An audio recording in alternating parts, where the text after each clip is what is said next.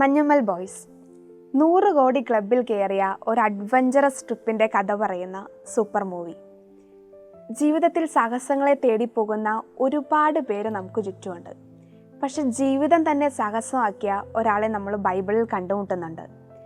ഞാൻ അയാളെ സാഹസങ്ങളുടെ രാജകുമാരൻ എന്ന് വിളിക്കാൻ ഇഷ്ടപ്പെടുന്നു. ആ രാജകുമാരനാണ് വിശുദ്ധ ഔസേപ്പിതാവ്. ജീവിതത്തിലെ ഓരോ പുതിയ അനുഭവങ്ങളും പുതിയ പാഠങ്ങളാണ്. വിശുദ്ധ ഔസേപ്പിതാവിൻ്റെ ജീവിതത്തിലെ ഓരോ പാഠങ്ങളും നമുക്ക് വിശ്വാസത്തിൻ്റെ പുതിയ അനുഭവങ്ങളാണ്. ബൈബിളിൽ സെയിൻറ്റ് ജോസഫിനെ ഇങ്ങനെ ധ്യാനിച്ചിരിക്കുമ്പോൾ അനുസരണത്തിനൊക്കെ ഇത്രത്തോളം വേഗത കൊടുക്കാൻ പറ്റുമോ എന്ന് ചിന്തിച്ചു പോകും.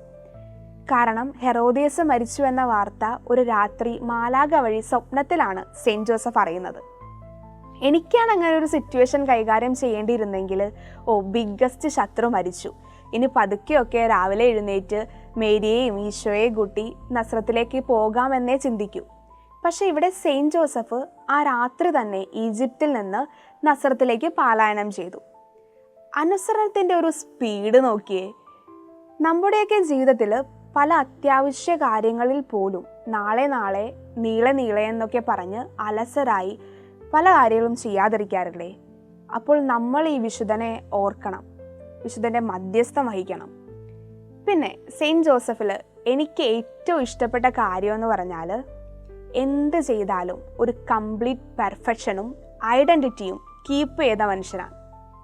ഇങ്ങനെ ഒരു സംഭവം പറയുകയാണെങ്കിൽ, ഒരു കോൺവെൻറ്റിൽ സിസ്റ്റേഴ്സിന് ഫസ്റ്റ് ഫ്ലോറിൽ നിന്ന് ഗ്രൗണ്ട് ഫ്ലോറിലെ ചാപ്പലിലേക്ക് ഇറങ്ങാൻ ഇങ്ങനെ ചുറ്റി ഇറങ്ങുന്ന ഒരു സ്റ്റെയർ പണിയണം.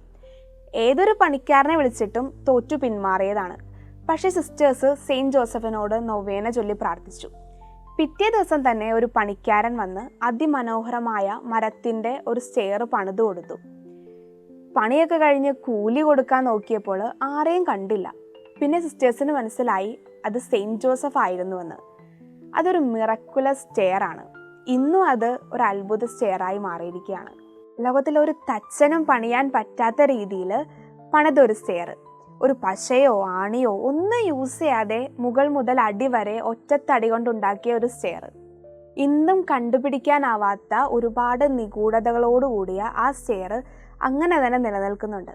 ഇതാണ് നിശബ്ദതയെ പ്രണയിച്ച മഹാവിശുദ്ധൻ്റെ കംപ്ലീറ്റ് പെർഫെക്ഷനും ഐഡൻറ്റിറ്റിയും. നിശബ്ദത ജീവിതത്തിൽ പാലിച്ചതുകൊണ്ട് മുഴുവൻ സമയവും ദൈവത്തെയും സ്വർഗത്തെയും ഒക്കെ ധ്യാനിച്ചിട്ടുണ്ടാവണം. ആ ധ്യാനത്തിൽ നിന്നായിരിക്കണം ജീവിതത്തിൽ ഒരുപാട് നല്ല പുണ്യങ്ങൾ സ്വന്തമാക്കാൻ സാധിച്ചത്, ഒട്ടനവധി കാര്യങ്ങളുടെ മധ്യസ്ഥനാകാൻ സാധിച്ചത്. ഇന്ന് നമ്മൾ ഈ തിരുനാൾ ആഘോഷിക്കുമ്പോൾ ജീവിതത്തിൽ പൊട്ടിത്തെറികൾ ഒഴിവാക്കി കുറെ കൂടിയൊക്കെ ആത്മീയ നിശബ്ദത പാലിക്കാൻ നമ്മോട് ഈ വിശുദ്ധൻ പറയുന്നുണ്ട്.